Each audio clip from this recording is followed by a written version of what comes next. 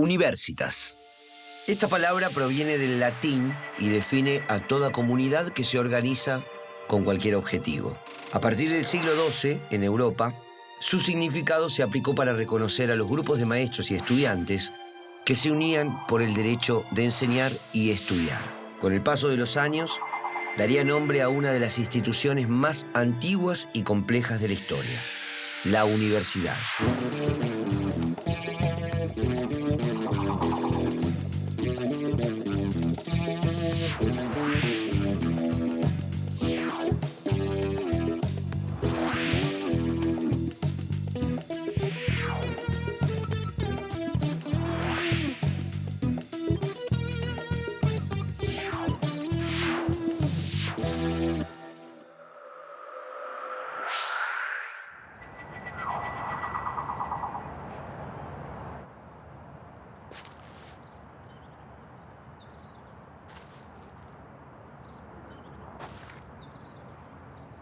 Los gobiernos dictatoriales, para imponerse, buscaron limitar el conocimiento. Pero las ideas buscan su cauce y sostienen voluntades.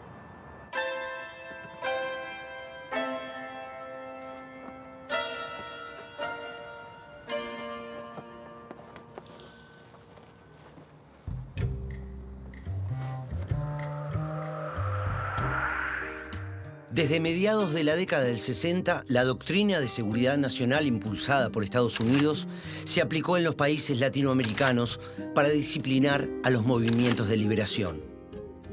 Ya a fines de los años 50, militares argentinos habían recibido las influencias de las teorías francesas sobre la guerra colonial desplegada en Indochina y Argelia. La Escuela de las Américas, que funcionó en la ciudad de Panamá entre 1946 y 1984, instruyó a militares de distintos países del continente en técnicas de contrainsurgencia, torturas y asesinatos para reprimir dentro de sus propias naciones, alterando así su función de defensa de ataques externos. El 24 de marzo de 1976, una junta militar encabezada por los jefes de las tres Fuerzas Armadas dio un golpe de Estado. Asumió el poder la Junta de Comandantes, integrada por el teniente general Jorge Rafael Videla, el almirante Eduardo Emilio Macera y el brigadier general Orlando Ramón Agosti. Videla fue designado presidente de facto. Dentro de su gabinete asumió como ministro de Economía José Alfredo Martínez de Hoz, genuino representante de grupos económicos y vinculado a los directorios de bancos internacionales. La dictadura se llamó a sí misma Proceso de Reorganización Nacional, ya que uno de sus principales objetivos era la modificación de las estructuras sociales y económicas del país. La destrucción del aparato productivo y el endeudamiento externo provocados por el nuevo gobierno serían guiados por el sistema financiero internacional y sostenidos por una feroz acción represiva en el marco del terrorismo de Estado. Se desarrollaron dos planes de coordinación de la represión, uno en Centroamérica y el otro en el Cono Sur, el Plan Cóndor. Por esta articulación, los gobiernos intercambiaban información, recursos y secuestrados a través de las fronteras. En Argentina, Los militantes políticos que estudiaban en las universidades fueron uno de los blancos de esta represión.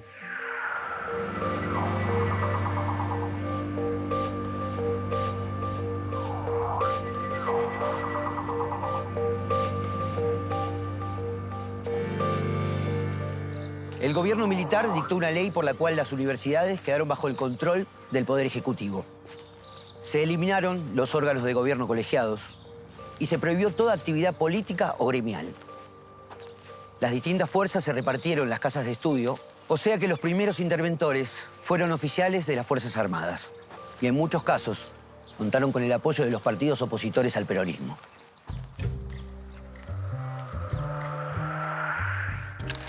Para ejercer el control político e ideológico, se reestructuró el sistema universitario a través de la represión y la desarticulación de las organizaciones gremiales y estudiantiles. La intención era achicar las dimensiones del sistema, redistribuir la matrícula y conducir las actividades de investigación fuera de la universidad. En esto, el CONICET jugó un papel central a través del crecimiento exponencial de institutos de investigación propios desarrollados al compás del vaciamiento de las universidades nacionales. Ya en 1975, los interventores nombrados por Isabel Perón habían producido cesantías masivas, como en la Universidad Nacional del Comahue, con más de un centenar de expulsados. En mayo de 1976 fueron expulsados más de 100 docentes de la Universidad Nacional del Litoral, 200 en la Universidad del Sur, 300 entre docentes y no docentes y 100 estudiantes de la Universidad de Córdoba. A los docentes cesanteados se les prohibió ejercer su profesión en cualquier otro ámbito educativo. Al mismo tiempo, la política económica desvalorizaba los salarios, obligaba al cierre de fábricas y miles de obreros se quedaban sin sus empleos. Las universidades perdían alumnos, docentes y posibilidades de desempeño profesional para los jóvenes.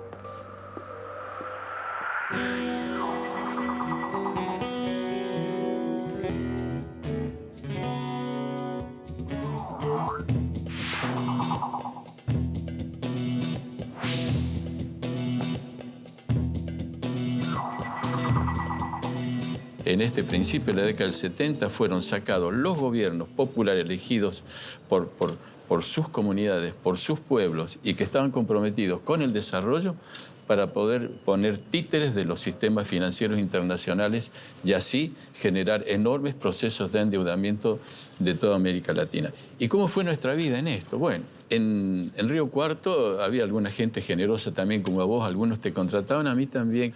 Entonces por ahí cuando tenían que ver algún campo, alguna cosa, me buscaban y yo iba a evaluar los campos y entonces no me olvidaba de nuestro conocimiento. Hacíamos lo que podíamos con las discreciones que podíamos. Había un coronel Valladares. Ese coronel Valladares se paseaba por todas las universidades del país y juntaba a los docentes, era funcionario del Ministerio de Educación, del Palacio Pisurno, y hacía conferencias y era la obligación que tenías que ir. Entonces, ¿qué hacía el coronel Valladares? Primero te pasaba toda una cantidad de información de los servicios de inteligencia, todas las fotos y las películas color sepia, donde veía, y esto pasó en La Plata, y esto pasó, y vos veías que es donde habíamos estado.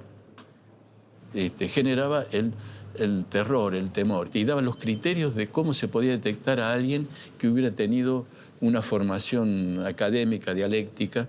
Por ejemplo, si habla alguien de autocrítica. No, si autocrítica porque ha tenido una formación marxista, porque lo que tiene que decir es un examen de conciencia. Si habla de contradicciones entre una cosa y otra, ese también ustedes lo tienen que denunciar, porque el que habló de contradicciones porque tuvo una formación dialéctica que no tiene nada que ver con los principios. Bueno, y así te daba una serie de fundamentos. En los planes de estudio de carreras de ciencias exactas se eliminó la teoría de conjuntos y se organizaron quemas públicas de libros considerados subversivos. Fueron suprimidas carreras completas. En La Plata se cerró la carrera de cinematografía. En la Universidad del Sur, los profesorados de Humanidades, Matemática, Física y Química. En las universidades de Tucumán, Mar del Plata y La Plata se suspendió la carrera de Psicología. Y también fue cerrada la Universidad Nacional de Luján.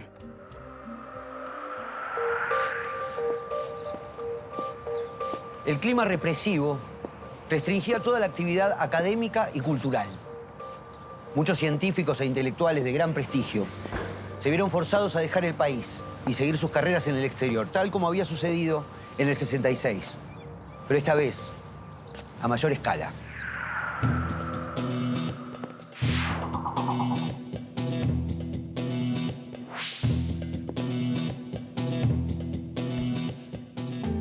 Vos fuiste profesor en la Universidad Nacional del Sur hacia fines del año 75. Así es, en 1975 yo era profesor adjunto, tenía 24 años recién cumplidos. Con la intervención de Remus Tetu, designado por Iván Isevich, comenzaron las persecuciones a docentes y alumnos. Yo incluso tuve una detención en sede de la Policía Federal. Ya en el año 76, instaurado la dictadura y sus interventores militares, comenzó cesantías a docentes por una cantidad importante, alrededor de 30 docentes de los departamentos de Historia, de Economía y de Letras fueron encarcelados. Y hacia octubre de 1976, bueno, yo también fui sindicado como uno de los infiltradores, ¿no? Y en el interrogatorio me consultaban si yo enseñaba teoría de conjuntos o vectores, cosa que es obvio que en los cursos elementales de matemáticas universitarias se enseñaba y se sigue haciendo. Y entonces, por abandono de trabajo, me dejan fuera de la Universidad Nacional del Sur. Se abre un juicio irregular, que fue un consejo de guerra, y finalmente quedé condenado a 4 años y 6 meses. O sea que salí en libertad en junio de 1981, el 20 de junio. No hay que olvidarse que aún la dictadura estaba en pie, lo estuvo casi 2 años más, y yo tenía lo que se conoce como una condena accesoria, que era una habilitación absoluta y perpetua. Es decir, yo no podía ejercer cargo público alguno, no ya ser profesor universitario, sino barrendero municipal o cuidador de plaza. O sea que... La llegada de nuevos alumnos se desalentó a través del terror y de condicionamientos a la admisión. En 1977, el número total de vacantes se redujo en un 24%. Y en algunas universidades bajó más todavía. En Córdoba se redujo un 60%. En la UBA, un 59%. En Tucumán, un 50%. Entre 1978 y 1982, fueron rechazadas entre 60 y 80.000 solicitudes de ingreso por año.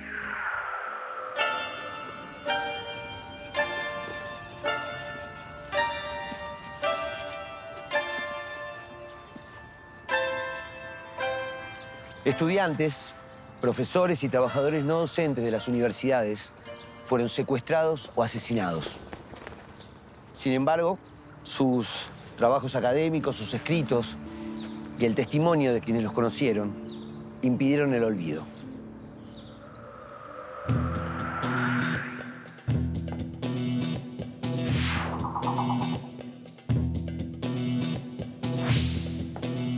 ¿Cómo podrías sintetizar ese periodo de 76-83? Vos alejado de la vida académica, pero ¿cuál es tu impresión? Bueno, se mantiene cierta actividad científica. Uno no puede decir que la ciencia muere, pero se mantiene con restricciones de políticas expuesta a arbitrariedades de cesantías.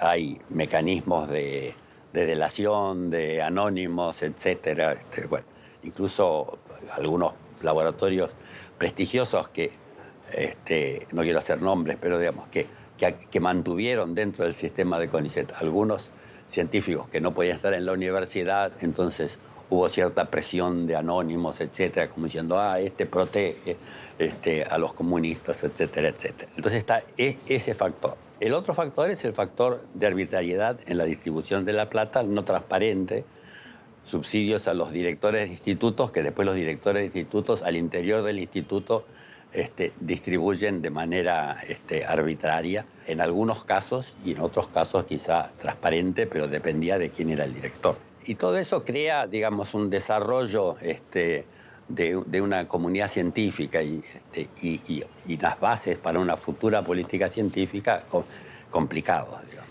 ¿Coincidirías conmigo de que en el campo de las ciencias sociales algunos tuvieron un espacio para crear asociaciones sin fines de lucro, fundaciones tipo el CISEA, el CEDES, etcétera, con financiamiento de SAREC de Suecia o del IDRC de Canadá, Sí.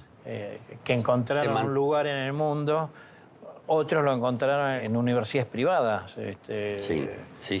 En algunas universidades privadas o en instituciones como IDEA, digamos, en sociología, en ciencia política y en economía, sobre todo, se mantuvo una cierta capacidad latente.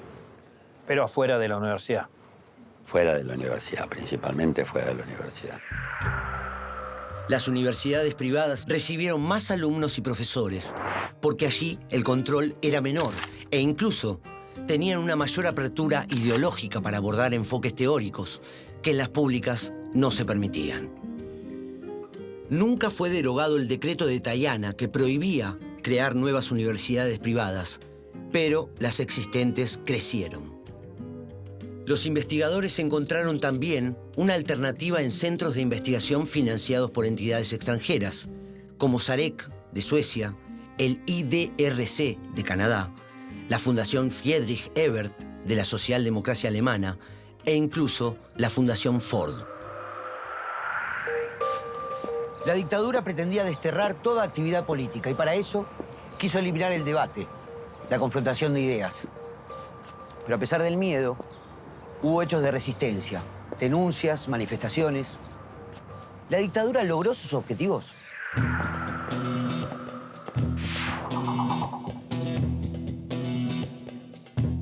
El Centro de Estudios Históricos, que a partir de 1998 lleva el nombre del profesor Carlos Salvador Ángel Segretti, nació en el año 1978, cuando el profesor Segretti, que tenía a su cargo las cátedras de Historia Argentina en la Escuela de Historia de la Universidad Nacional de Córdoba, fue expulsado de las cátedras y frente a la necesidad que tenía de seguir haciendo historia, que era miembro de la Academia Nacional de la Historia, funda esta institución con sus discípulos más jóvenes que lo siguieron en aquel momento. Desde el año 2006 somos una unidad asociada a CONICET y nos dedicamos a la investigación histórica en múltiples áreas.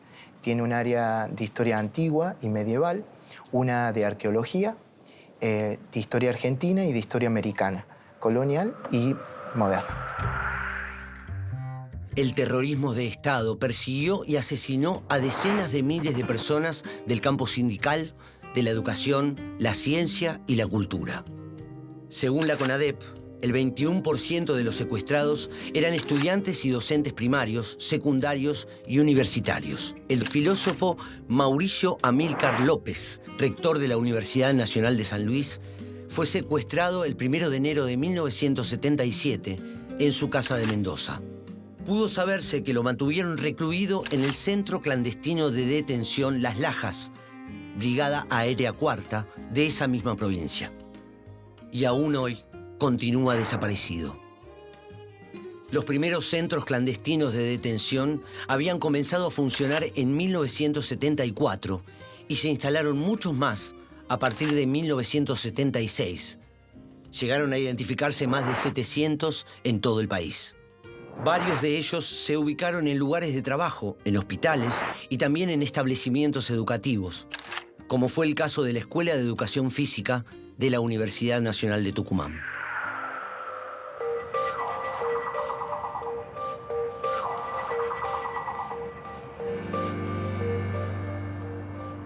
En 1980 se sancionó una nueva ley que estableció que los rectores y decanos serían designados directamente por el Poder Ejecutivo.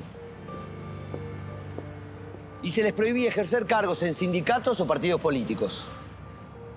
Se realizaron concursos docentes, pero se aseguró la permanencia de quienes ya estaban vinculados con la dictadura.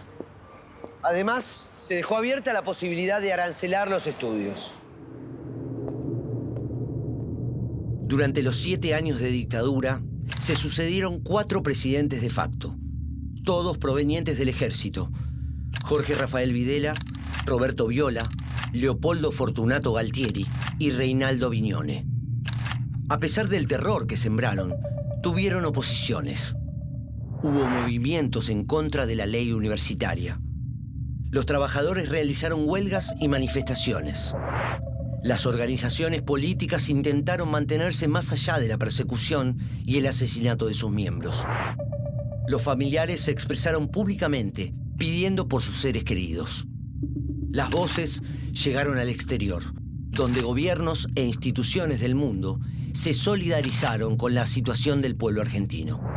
En 1981 se conformó la Multipartidaria Nacional, desde la cual presionaron por el retorno de la democracia. El 30 de marzo de 1982, la CGT convocó a una gran marcha con la consigna Paz, Pan y Trabajo. Días después, la dictadura declaró la guerra a Gran Bretaña por la recuperación de las Islas Malvinas. El gobierno de Galtieri mandó a los más jóvenes a un conflicto bélico que dejó cientos de muertos y miles de heridos. Aunque los encarcelamientos y asesinatos continuaron durante el año 83, tras la derrota en la Guerra de Malvinas, las acciones de protesta se hicieron cada vez más fuertes. Los partidos políticos fueron retomando su actividad y la dictadura se vio obligada a llamar a elecciones.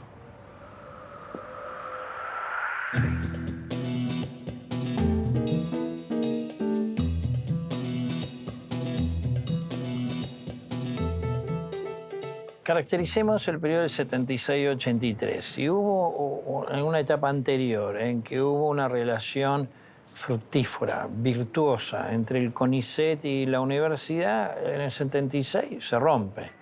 Había gente que tenía actividad de investigación que dentro de las universidades y que con cierto apoyo del CONICET creció y en la política de creación de institutos del CONICET hubo varios institutos de doble dependencia de CONICET con universidades que se desarrollaron. Pero el financiamiento pasó a estar principalmente en el CONICET.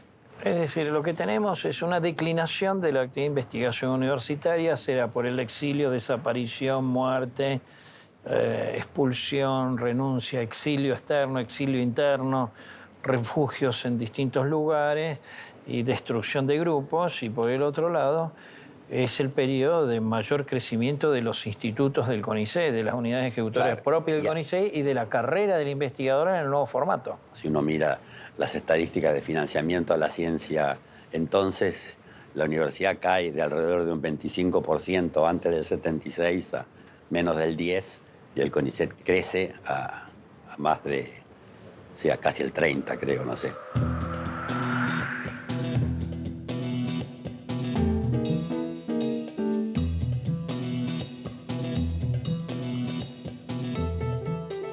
Y finalmente, una expresión, porque fueron años, digamos, sobre todo desde la intervención de Remus Tetu, o sea, estamos desde fines de 1974 hasta fines de 1983, son casi 9 años ininterrumpidos, fueron años de convulsiones. Y me quedan unas palabras de quien fue rector de la Universidad Nacional de San Luis, Amílcar López.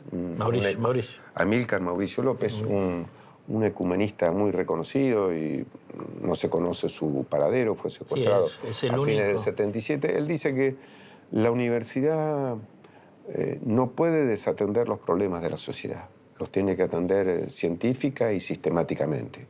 Lo que no puede hacer es tomar partido político, y me parece que esa es una buena enseñanza para los universitarios. Recordemos que Amílcar Mauricio López es el único rector desaparecido desde ese entonces. Así es. Uno se pregunta también, bueno, ¿qué puede hacer contra una dictadura? ¿No? Hay muchas cosas que se pueden hacer, pero una cosa que está sin duda prohibida es hacer nada, ¿no? O sea, hay muchas formas de resistir.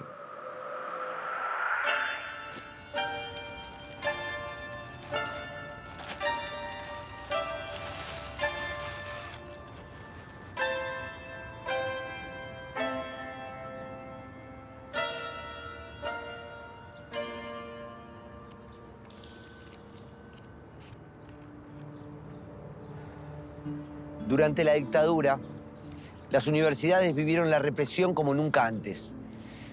Pero gran parte de la comunidad académica siguió buscando caminos para desarrollar el conocimiento. La campaña electoral de 1983 reactivó la vida política y poco a poco los estudiantes comenzaron a organizarse nuevamente. Se abrió en el país una era democrática duradera que presentaría nuevas problemáticas a la universidad.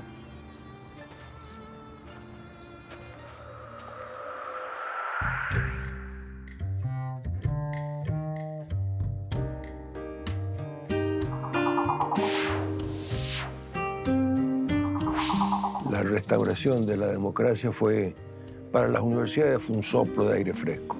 Realmente fue una recuperación de la posibilidad de hablar, de discutir, de disentir, de opinar distinto, de recuperar esa, tal vez la cualidad más importante que tiene la universidad, que es la posibilidad de disentir en democracia, de debatir, de oponerse cuando hay que oponerse, pero con argumentos válidos, sin temor a la represalia o a la persecución. Las universidades jugaron un papel muy importante en los momentos de levantamientos militares.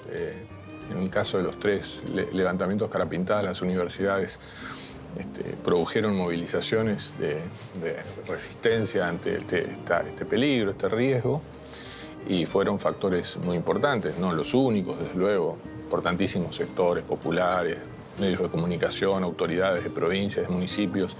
El pueblo en general manifestó su defensa del régimen democrático, pero las universidades jugaron un papel especialmente destacado. El diálogo y la comunicación entre el CONICET y las universidades se ha restablecido, digamos. Entonces, eso uno dice, digamos, en parte, digamos, creo que es una de las contribuciones que hemos hecho y colaborado con el refortalecimiento de la investigación en la universidad.